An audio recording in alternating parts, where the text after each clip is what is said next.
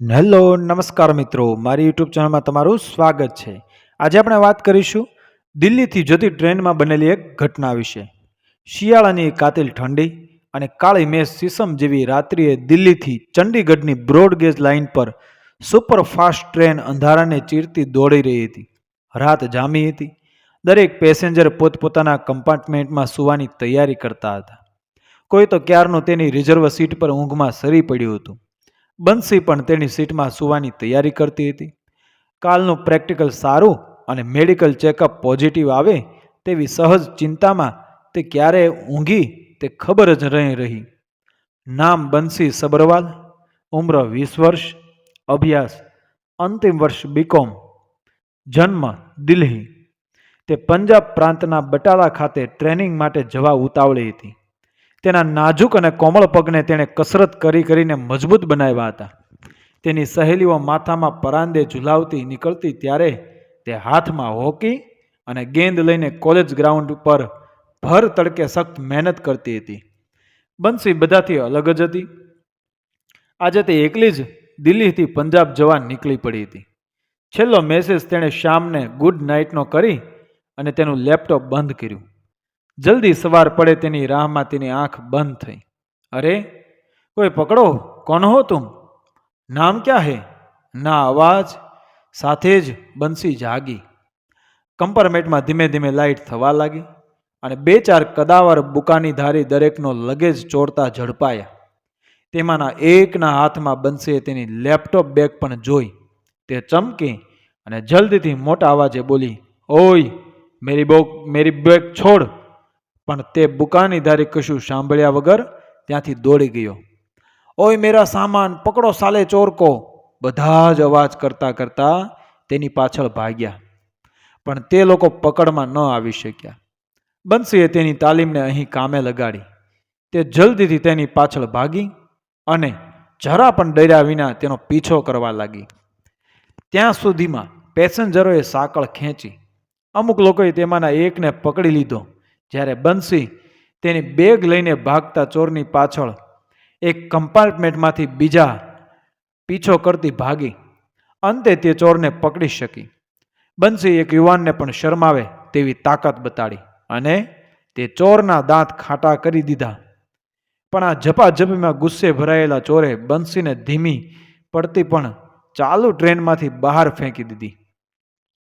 અથાગ પ્રયત્નો પછી ચોર તો પકડાઈ ગયો, પણ બંસીને લોહી નીકળતી હાલતમાં તાત્કાલિક હોસ્પિટલમાં દાખલ કરવામાં આવી.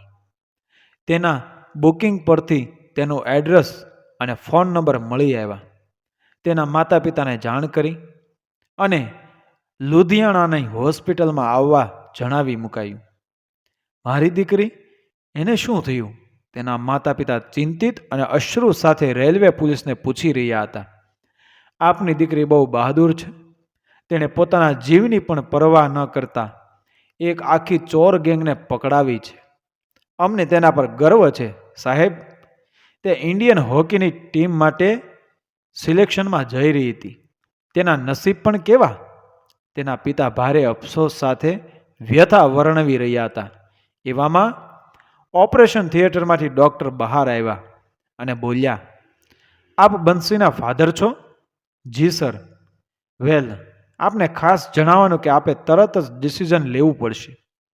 બંસીના બોડીમાં મલ્ટિપલ ફ્રેક્ચર તો થયા જ છે, પણ તેનો એક પણ પગ. એટલે? ડૉક્ટરની વાત અધૂરી જ સાંભળતા તેના પિતા ચિંતિત થતા બોલ્યા, રિલેક્સ. મારે આપને જણાવવું જોઈએ કે પગમાં બહુ ઇન્જરી છે. ગેંગરીન થવાનો ભય છે. તેનો અડધો પગ કાપવો જ પડશે. જલ્દી નિર્ણય લેવો પડશે.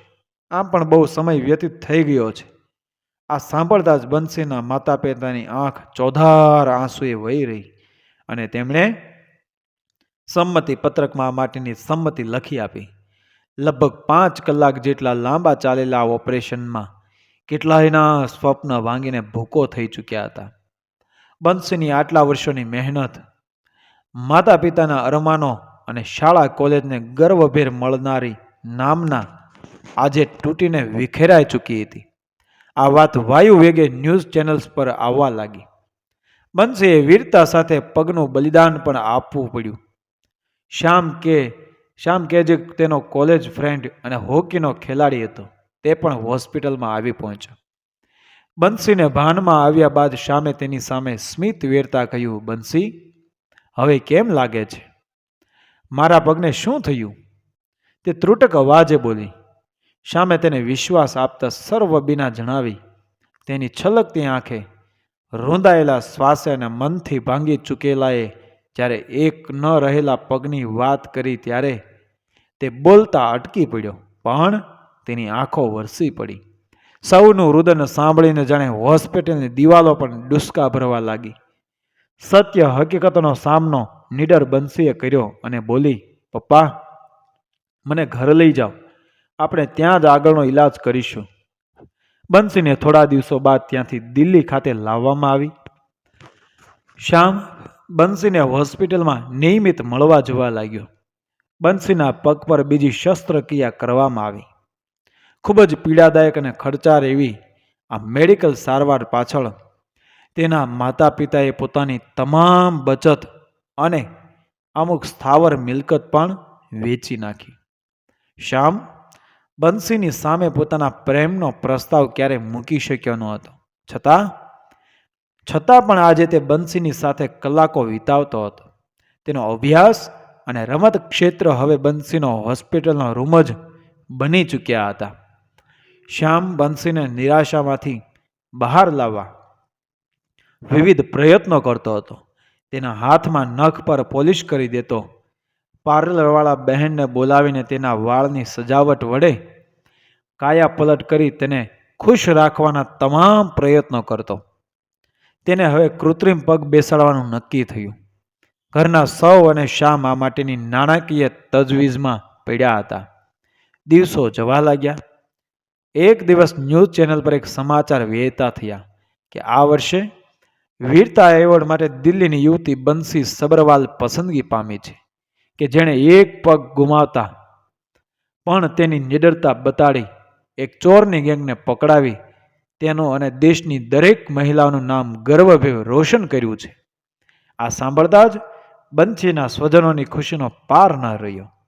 શ્યામે તમામ પુરાવા અને બંસીના મેડિકલ રિપોર્ટ ખેલકૂદ મંત્રાલયમાં જમા કરાવ્યા અને સ્વતંત્રતા દિવસે બંસીને વ્હીલચેરમાં તેના માતા પિતાની સાથે શ્યામ પણ રાષ્ટ્રપતિ ભવન ગયો અને વીરતા માટેનો પુરસ્કાર મેળવ્યો. આ નાણાકીય સહાય મળવાથી તાત્કાલિક બંસીના પગમાં કૃત્રિમ પગ બેસાડ્યો. મહિનાઓ બાદ શરૂ થનાર પેરા ઓલિમ્પિક માટે તેનું નામ દાખલ કરવા માટે શ્યામે તેની પોતાની હોકીની રમત પણ છોડી દીધી. શ્યામના સતત માર્ગદર્શન અને પ્રયત્નો બાદ બંસીનું તૂટેલું સ્વપ્ન સાચું પડ્યું અને તે ભારતીય પેરા ઓલિમ્પિકમાં ગોળા ફેંકની મહિલા ખેલાડી બની ગઈ. પોતાના માટેના અથાગ સમર્પણ અને પ્રેમનો ઉમદા દાખલો શ્યામે બતાવીને બંસીનું દિલ જીતી લીધું. એક દિવસ સવારે બંસીને વ્હીલચેરમાં બેસાડીને શ્યામ ગાર્ડનમાં ફરવા લાવ્યો હતો.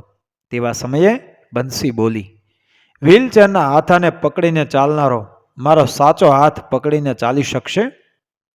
આ શબ્દ સાંભળતા જ શ્યામ તેની વ્હીલચેર પાસે નીચે બેસીને માત્ર એટલું બોલ્યો, શું હજુ પણ મારે આ માટે કોઈ પરીક્ષા આપવાની છે? બંસી, તારા વગરનો શ્યામ તો અધૂરું જ હોય. તારી હા સાંભળવા માટે હું હજુ તલસું છું.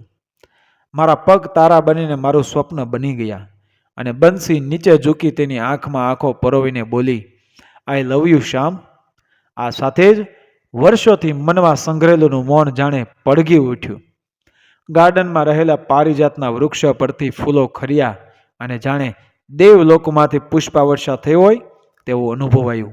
પ્રેમ અમર છે એ સૂત્ર આજે સાર્થક થયું. મિત્રો, વિડીયો પસંદ આવ્યો મારી ચેનલને સબસ્ક્રાઈબ કરો, ફોલો કરો, શેર કરો. મળીએ આવી જ ઘટનાઓ અને વાર્તાઓ સાથે આગળના વિડીયોમાં. મળીએ. જય શ્રી કૃષ્ણ. રાધે રાધે.